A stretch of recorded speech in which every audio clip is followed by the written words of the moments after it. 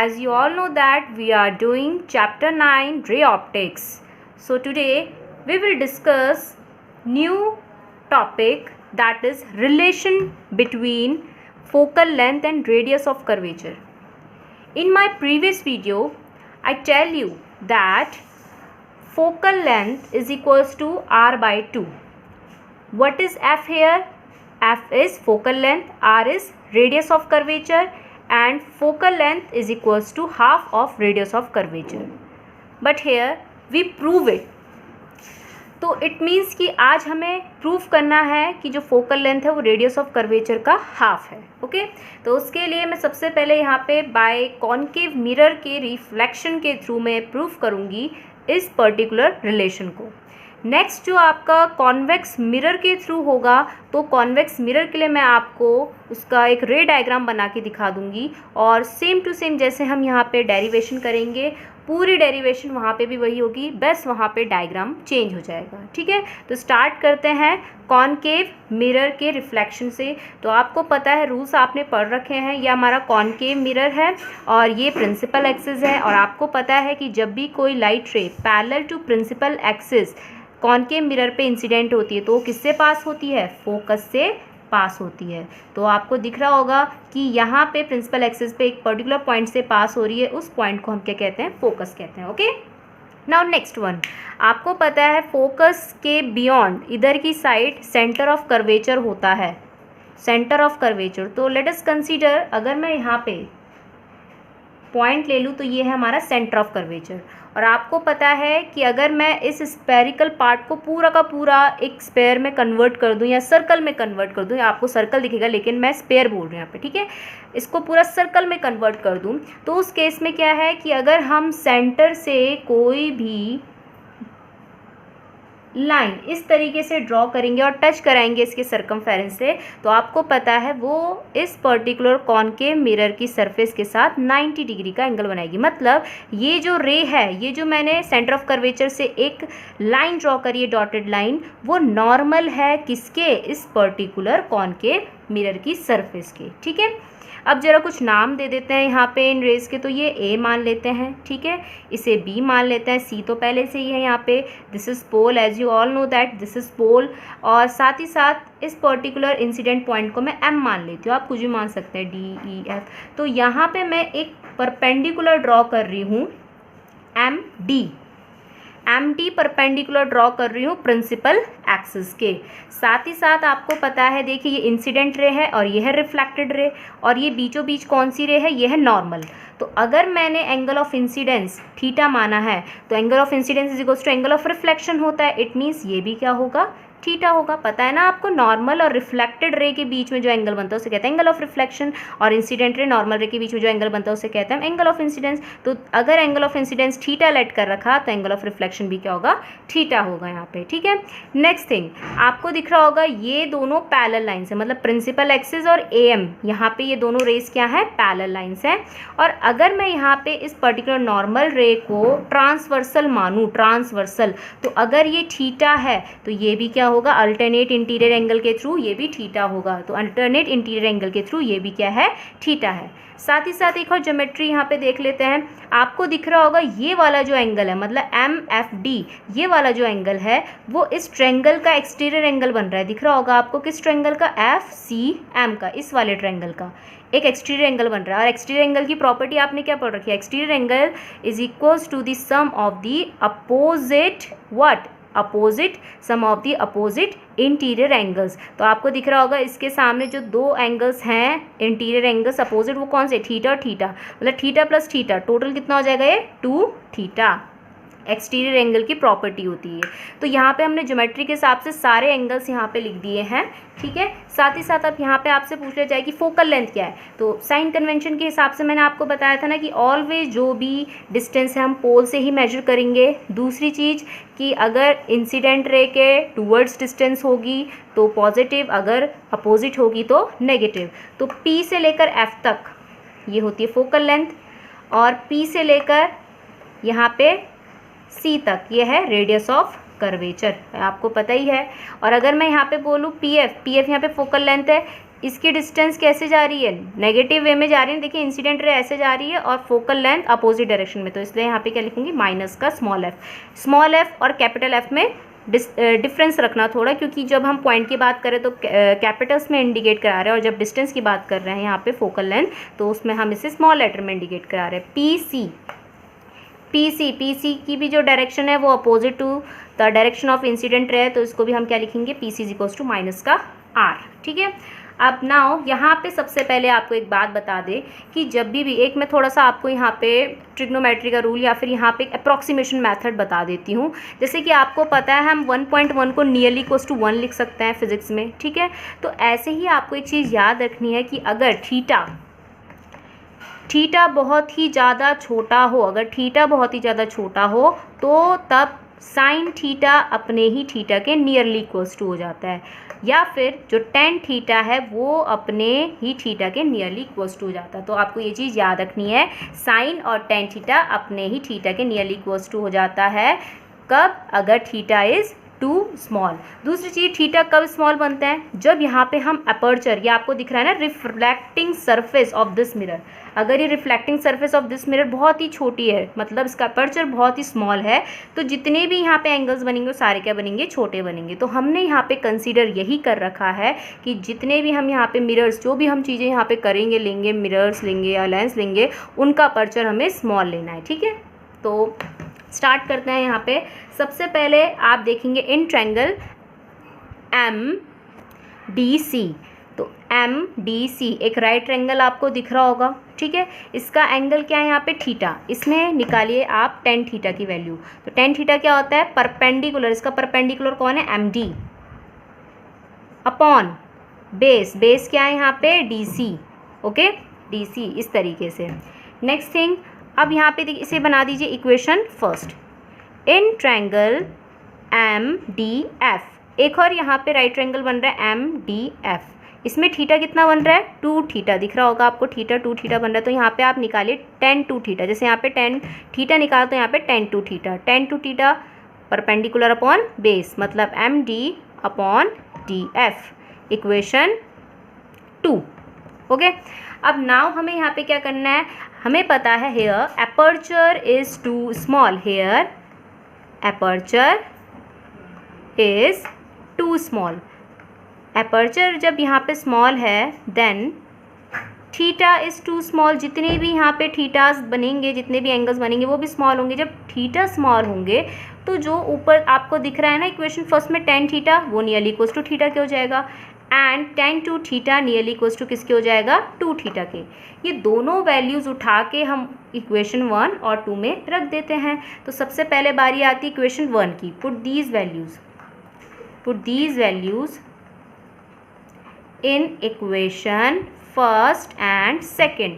तो tan theta की जगह theta is equals to M D upon D C. Okay, इसे इक्वेशन थर्ड बना देते हैं।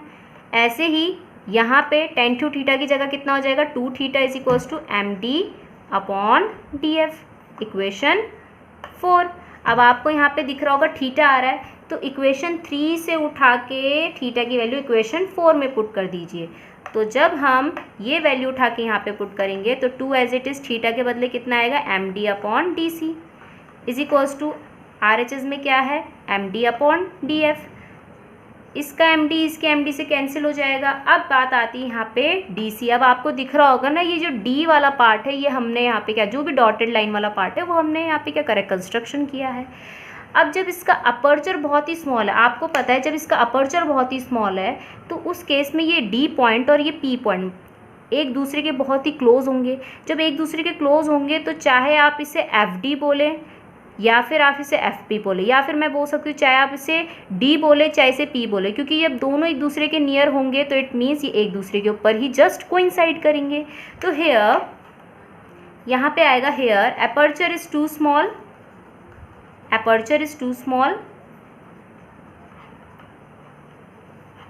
so what, D point lie very close to P point।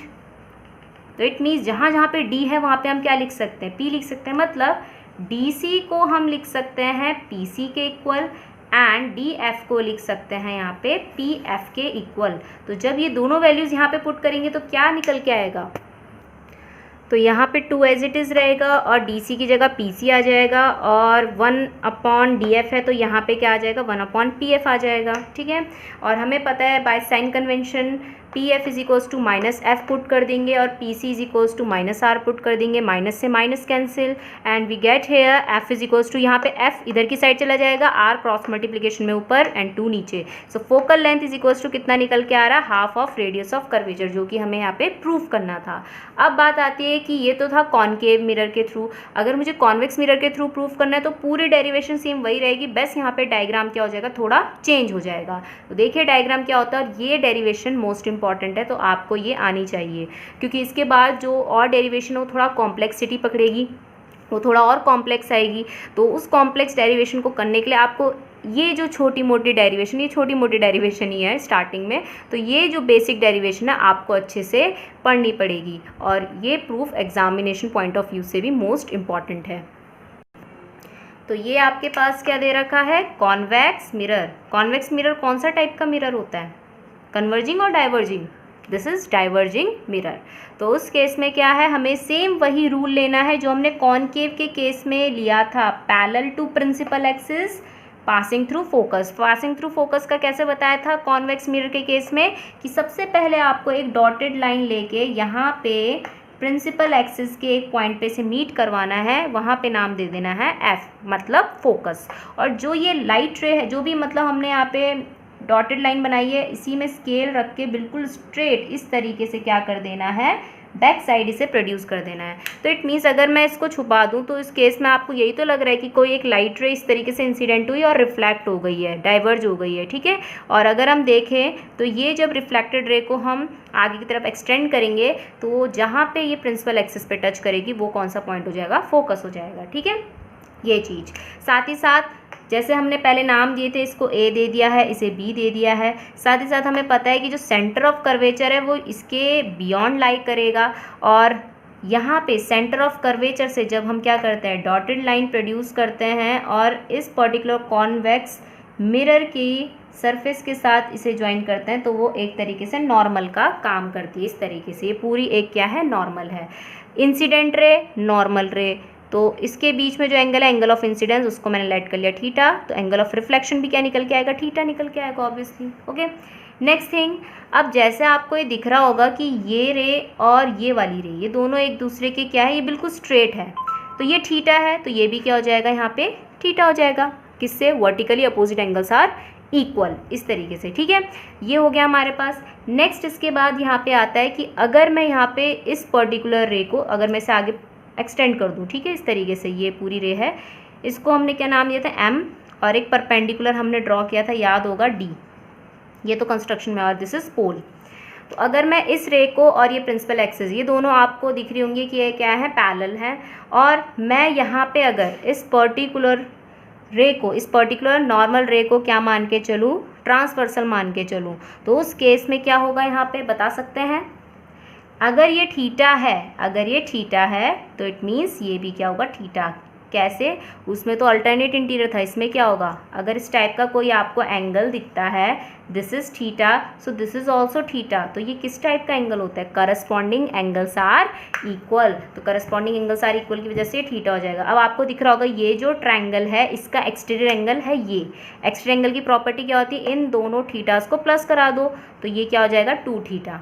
तो आपको सब चीज़ें सेम टू सेम वैसे ही करनी हैं, बस क्या चीज़ अलग हो जाएगी, यहाँ पे साइन कन्वेंशन देख लीजिए, PF की जगह यहाँ पे क्या आएगा, पॉजिटिव का F, और PC की जगह आ जाएगा पॉजिटिव का R। क्यों आएगा ये, क्योंकि ये जो दोनों डिस्टेंसेस हैं, पोल से जब हम इसे फोकस या फिर पोल से जब हम इसे सेंटर ऑफ कर्वेचर की तरफ मेजर कर रहे हैं, तो ये दोनों डिस्टेंस इंसिडेंट रे के टूवर्ड्स आ रही है, इसलिए यहाँ पे पॉजिटिव लिखी है।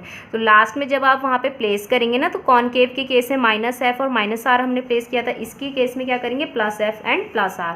आंसर बिल्कुल सेम वही निकल के आएगा। ट्रायंगल्स भी आपको सारे के सारे सेम वही लेना है। Okay, so this is your homework कि आपको यहाँ पे कॉन्वेक्स मिरर के थ्रू प्रूफ करके लाना है F = R/2।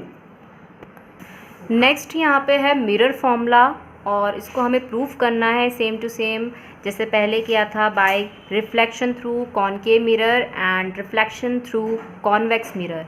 तो इसमें सबसे पहले आप ये देख लीजिए मिरर फॉर्मूला एक्चुअली होता क्या है। मिरर फॉर्मूला जो है वो रिलेशन है focal length, distance of object from mirror and distance of image from mirror का, जैसे कि मैंने यहाँ पे लिखा हुआ है, ठीक है। तो ये जो होता है 1/f = 1/v प्लस का 1/u, सबके सब प्लस में। लेकिन जब आपके पास न्यूमेरिकल्स आते हैं, ठीक है, कोई क्वेश्चन आता है, तो कंसेप्ट कहाँ पे रह जाता है, इसके रे डायग्राम्स आपको अच्छे से आने चाहिए। जितने भी मिरर के आपको मैंने रे डायग्राम्स करा रखे दोनों मिरर्स के, ठीक है।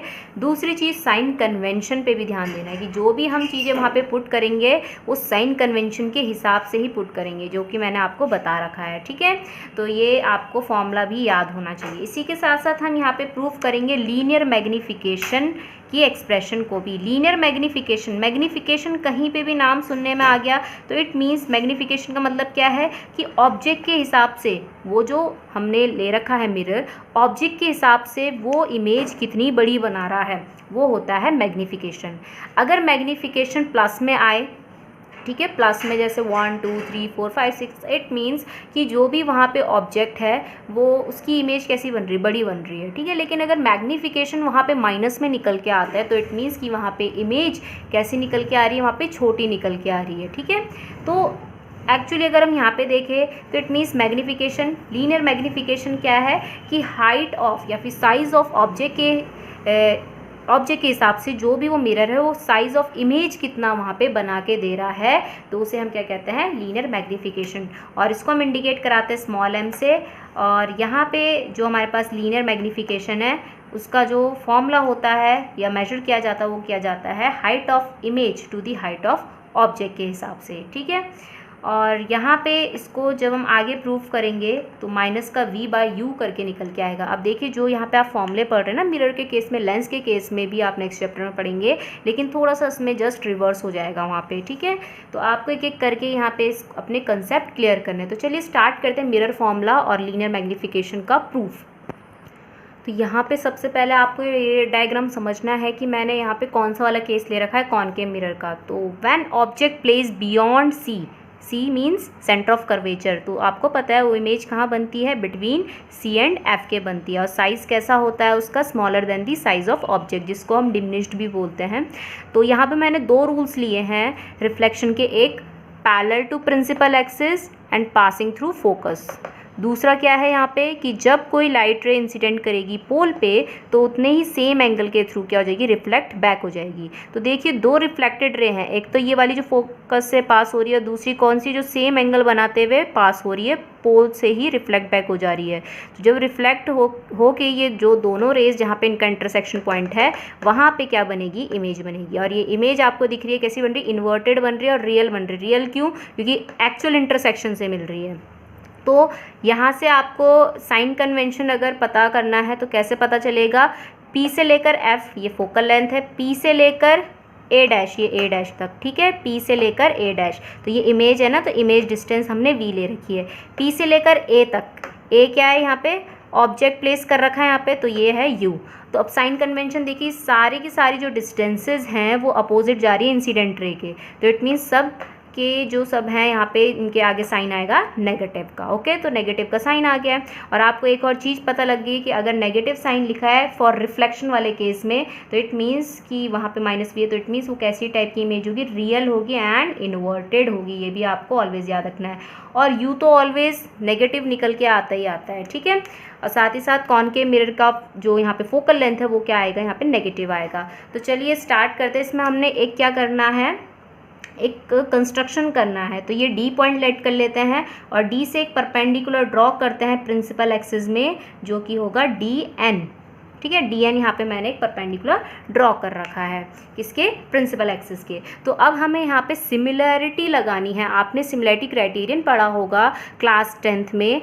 एक तो आपने यहाँ पे पढ़ा होगा जब सिमिलर दो कोई से भी ट्रायंगल सिमिलर होते हैं तो उनके साइड रेशियोज आपस में इक्वल निकल के आते हैं, ठीक है। तो वो भी हमने यहीं पे यहाँ पे वही करना है। तो दो कौन कौन से यहाँ पे पेयर्स लेने, एक तो दो ट्रायंगल्स ऑब्जेक्ट और इमेज जो पोल के साथ बना रहे हैं, और एक पेयर कौन सा जो ऑब्जेक्ट और इमेज का जो साइज़ है, ए मतलब ऑब्जेक्ट बोल रहे तो ए बी और इमेज बोल रहे तो ए डैश बी डैश। तो जो ऑब्जेक्ट और इमेज जो किस में बना रहे होंगे, फोकस में बना रहे होंगे। और साथ ही साथ आपको दिख रहा होगा कि जो ये ए बी है वो जस्ट डी एन के भी इक्वल निकल के आ रहा है, क्योंकि एक रेक्टेंगल बन रहा है ना यहाँ पे। तो मैं लिख भी देती हूँ ए बी यहाँ पे डी एन के इक्वल है। ओके, तो उसमें सबसे पहले आपको दिख रहा होगा ए डैश बी डैश पी, ये वाला ट्रायंगल। थोड़ा ये अपनी आंखें तेज करनी पड़ेगी आपको, और इस वीडियो को आप स्लो मोशन में भी देख सकते हैं। ए डैश बी डैश पी, और दूसरा है यहाँ पे ए बी पी। जो इमेज बना रहा है पोल के साथ ट्रायंगल, और जो ऑब्जेक्ट बना रहा है पोल के साथ ट्रायंगल, ये दोनों सिमिलर ट्रायंगल होंगे। किस क्राइटेरिया से, देखिए इसमें भी 90 डिग्री है, इसमें भी परपेंडिकुलर 90 डिग्री है। दूसरा, साथ यहाँ पे एंगल ऑफ इंसिडेंस है ये, ठीक है, क्योंकि इंसिडेंट रे और नॉर्मल प्रिंसिपल एक्सिस, तो इट मीन्स ये है हमारे पास एंगल ऑफ इंसिडेंस। अब बताया था ना, पोल पे जो भी यहाँ पे इंसिडेंट होती है लाइट रे, वो उतने ही सेम एंगल से रिफ्लेक्ट बैक हो जाती है। तो अगर ये थीटा है तो ये भी क्या होगा यहाँ पे, ऑब्वियसली थीटा ही होगा, ठीक है। तो इट मीन्स कि यहाँ पे बाय ए मतलब एंगल सिमिलरिटी क्राइटेरियन के थ्रू ये दोनों ट्रायंगल यहाँ पे सिमिलर प्रूफ हो गए हैं। वो लिखने की जरूरत नहीं आपको किस क्राइटेरिया के थ्रू हुए हैं, ठीक है। हमें डायरेक्ट यहाँ पे करना है, क्योंकि इसका प्रूफ वो ज्योमेट्री में लिखते हैं आप, हमें यहाँ पे लिखने की ज़रूरत नहीं है। तो अब देखिए यहाँ पे क्या करना है, परपेंडिकुलर दोनों जो ट्रायंगल्स हैं उनके परपेंडिकुलर साइड्स का रेशियो और बेस साइड्स का रेशियो इक्वल होगा, ठीक है। तो इसका परपेंडिकुलर क्या है, देखिए ए डैश बी डैश ए डैश बी डैश। ऐसी दूसरा वाला जो ट्रायंगल है उसका आपको दिख रहा होगा परपेंडिकुलर, वो क्या है, ए बी है, ठीक है। इज इक्वल्स टू इसका बेस क्या है, देखिए ए डैश पी, या फिर पी ए डैश भी बोल सकते हैं, तो पी ए डैश आ गया। और दूसरे वाले का क्या है, पी ए, तो इसलिए मैंने पी ए लिख दिया यहाँ पे। दूसरा यहाँ पे कौन से ट्रायंगल्स लेने हैं, ए डैश बी डैश एफ, और दूसरा लेना है यहाँ पे डी एन एफ, ठीक है। तो जो इमेज बना रहा है फोकस के साथ ट्रायंगल, और जो डी एन बताया था ना जो ए बी के ही जस्ट इक्वल है, डी एन बना रहा है एफ के साथ। तो यहाँ पे ये दोनों भी क्या होंगे, सिमिलर होंगे। कैसे, इसके पास भी 90 डिग्री है, मतलब ये राइट ट्रायंगल है, यहाँ पे भी एक राइट एंगल बन रहा है, तो 90 डिग्री 90 डिग्री। साथ ही साथ ये angle is equals to this होगा, क्यों, vertically opposite angles are equal. तो बाय एक क्राइटेरियन से, सिमिलरिटी क्राइटेरियन से ये दोनों सिमिलर हो जाएंगे। अब सिमिलर हो जाएंगे तो इनके भी परपेंडिकुलर साइड का जो रेशियो है वो किसके इक्वल हो जाएगा, इनके बेस साइड के रेशियो के इक्वल। तो सबसे पहले जो ट्रायंगल ले रखा उसी का परपेंडिकुलर ले लेते हैं, वो क्या है, ए डैश बी डैश, यहाँ पे भी ए डैश बी डैश। दूसरे वाले ट्रायंगल का परपेंडिकुलर क्या है, डी एन आ गया। इसका बेस क्या है, ए डैश एफ लिख दिया। इसका बेस क्या है, एन एफ, तो एन एफ लिख दिया यहाँ पे, एन एफ, तो ये एन एफ यहाँ पे लिख दिया है। नेक्स्ट, अब हमें यहाँ पे जो चीज़ें हमें नहीं चाहिए उसको हटाना है, और जो चीज़ें हमें गिवन दे रखी है उसके टर्म्स में इसे लिखना है। तो मैं ए डैश एफ को क्या लिख सकती हूँ, देखिए पी ए डैश में से अगर मैं पी एफ माइनस कर दूँ, मतलब पी ए डैश में से पी एफ माइनस कर दूँ, तो यही तो डिस्टेंस बचेगी, ए डैश एफ। तो ए डैश एफ क्या है, पी ए डैश माइनस का P F. Second thing, N F हमें पता है यहाँ पे कि जो ये एन है हमने कंस्ट्रक्टेड फॉर्म में बनाया था, और ये अपर्चर जो है कॉनकेव मिरर का वो बहुत ही स्मॉल है। जब ये स्मॉल है तो it means N point P point के नियरली क्लोज, यहाँ पे क्लोज इसके लाई करेगा, तो इट मीन्स मैं यहाँ पे क्या लिख सकती हूँ, एन की जगह पी भी लिख सकती हूँ, ठीक है। N lies very close to P, N F की जगह क्या आ जाएगा, पी एफ, तो ये एन एफ की जगह पी एफ आ गया। अब इक्वेशन फर्स्ट और सेकेंड में अगर हम देखें तो एल एच एस दोनों के इक्वल हैं, और हमें यहाँ पे क्या करना है, इनके आर एच एस इक्वेट कर देना है। तो क्या होगा, देखिए अब हम सारी वैल्यूज़ क्या करते हैं, इनकी वैल्यूज़ प्लेस कर देते हैं। तो पी ए डैश की जगह माइनस वी दिख रहा होगा, माइनस वी, पी ए की जगह minus you, same P A dash की जगह माइनस वी, पी एफ की जगह क्या आएगा, माइनस का एफ, और एक माइनस पहले से लगा हुआ तो प्लस का, पी एफ के बदले माइनस का एफ। माइनस से माइनस कैंसिल, अब क्रॉस मल्टीप्लिकेशन करा दीजिए, तो क्या हो जाएगा यहाँ पे, माइनस का V F is equals to, ये कितना हो जाएगा, माइनस का वी यू, और ये तो कट हो चुका है ना, ठीक है, ये इधर चल जाएगा, प्लस यू एफ, ये यू दोनों से मल्टीप्लाई हो जाएगा। अब हम यहाँ पे क्या करेंगे, dividing you V F on both side, you V F से डिवाइड करा दीजिए। तो यू वी एफ से जब आप डिवाइड कराते हैं तो क्या निकल के आएगा, देखिए ज़रा, इसमें यू वी एफ से डिवाइड कराते हैं तो माइनस का V F upon U V F is equals to minus का V U upon U V F. यहाँ पे भी यू एफ से डिवाइड करा दीजिए यू वी एफ को, वी एफ से V F cancel, V U से V U cancel, U F से यू एफ कैंसिल, तो यहाँ पे बचेगा माइनस का 1 अपॉन यू, यहाँ पे बचेगा माइनस का 1 अपॉन एफ प्लस का 1 अपॉन वी। अब हमें यहाँ पे क्या करना है, इस माइनस के 1 अपॉन एफ को इधर लेके चले जाइए, इस माइनस के 1 अपॉन यू को इधर, तो ये आ जाएगा 1 upon F is equals to 1 upon V plus का 1 अपॉन यू। ठीक है, तो ये आ गया हमारे पास मिरर इक्वेशन या फिर मिरर फॉर्मूला।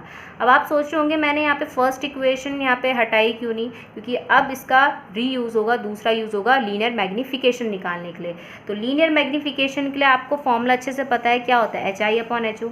तो आपसे अगर मैं पूछूँ ऊपर ये इस फिगर से, यहाँ पे HI क्या है, HI आपको दिख रहा होगा पुट, यहाँ पे आपको दिख रहा होगा AB क्या है, height of object. HO positive का आएगा, क्यों, क्योंकि अपवर्ड डायरेक्शन में बताया था ना, अपवर्ड में होगा तो पॉजिटिव, डाउनवर्ड में होगा तो नेगेटिव। ऐसी अगर मैं आपसे पूछूँ A', क्या होगा यहाँ पे HI, लेकिन साइन क्या आएगा, माइनस का, हाइट ऑफ इमेज माइनस का, क्यों, क्योंकि ये डाउनवर्ड डायरेक्शन में क्या कर रहा है, पॉइंट आउट। PA' की जगह रखेंगे माइनस का V, PA की जगह रखेंगे माइनस का U, तो ये क्या आ जाएगा HI/HO माइनस का ये। ठीक है, PA की जगह माइनस V, PA' की जगह माइनस V, PA की जगह माइनस U, माइनस से माइनस कैंसिल, HI/HO, ये माइनस इधर भेज दीजिए तो ये हो जाएगा माइनस का V/U, जिसमें आपको पता है HI/HO क्या होता है, लीनियर मैग्नीफिकेशन। तो लीनियर मैग्नीफिकेशन का एक और फॉर्मूला निकल के आ गया है माइनस का V/U।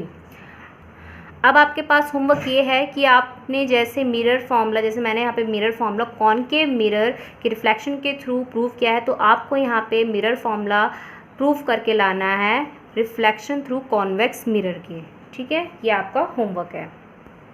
नेक्स्ट इसके बाद आपको पता ही है, जैसे हम कॉनकेव मिरर्स या कॉन्वेक्स मिरर का एप्लीकेशंस हम कहाँ कहाँ यूज़ करते हैं इन मिरर्स को। तो कॉनकेव मिरर्स को आपको पता है जैसे कि शेविंग मिरर्स हो गए, या फिर जो मेकअप मिरर होता है उसके तरह हम यहाँ पे कॉनकेव मिरर को हम यूज़ कर सकते हैं। और क्योंकि आपको पता है कॉनकेव मिरर किस पॉइंट पे वर्चुअल एंड डायरेक्ट इमेज बनाता है, मैग्नीफाइड इमेज बनाता है, जब कोई ऑब्जेक्ट उसके पोलर फोकस में रहता है। तो हम कॉनकेव मिरर को कैसे कैसे यूज़ कर सकते हैं, शेविंग मिरर की तरह भी यूज़ कर सकते हैं, मेकअप मिरर की तरह भी यूज़ कर सकते हैं, दूसरा हेड मिरर्स की तरह भी यूज़ कर सकते हैं। आपने देखा होगा जब आई चेकअप के लिए आपको लेके जाया जाता है तो जो भी डॉक्टर्स होते हैं, जिनको हम क्या कहते हैं, ऑप्थेल्मोलॉजिस्ट कहते हैं, उनके सर के ऊपर एक वहाँ पे हेड मिरर्स लगे हुए रहते हैं। ठीक है, तो वो जो चेकअप करते हैं वो किस मिरर के थ्रू, वहाँ पे जिसके बीच में एक लाइट भी फिट करी रहती है, तो वहाँ पे वो कौन सी मिरर्स होते हैं, वो होते हैं यहाँ पे कॉनकेव मिरर, क्योंकि वो लाइट को एक पर्टिकुलर पॉइंट पे क्या करवा देते हैं, कन्वर्ज करा देते हैं। ऐसे ही जब आप अपने आई चेकअप के लिए जाते हैं तो एक मशीन के थ्रू जो ऑप्थेल्मोलॉजिस्ट होते हैं वो आपकी आंखों में एक बीम डालते हैं आई के रेटिना में, जिससे वो ये देखते हैं कि आपका आई का स्ट्रक्चर या आई बॉल किस तरीके से वहाँ पे वो रिएक्ट कर रहे हैं। ठीक है, तो वो उनके पास वहाँ पे एक ऐसा डिवाइस होता है जिसको हम कहते हैं ऑप्थेल्मोस्कोप कहते हैं इसे, ऑप्थेल्मोस्कोप, जिसकी थ्रू वो ये देखते हैं कि यहाँ पे जो आपकी आइज़ है, आइज़ का रेटिना या आई की आई बॉल जो होती है उसका स्ट्रक्चर कैसा है। ठीक है, तो उसमें भी हम क्या यूज़ करते हैं, कॉनकेव मिरर यूज़ करते हैं।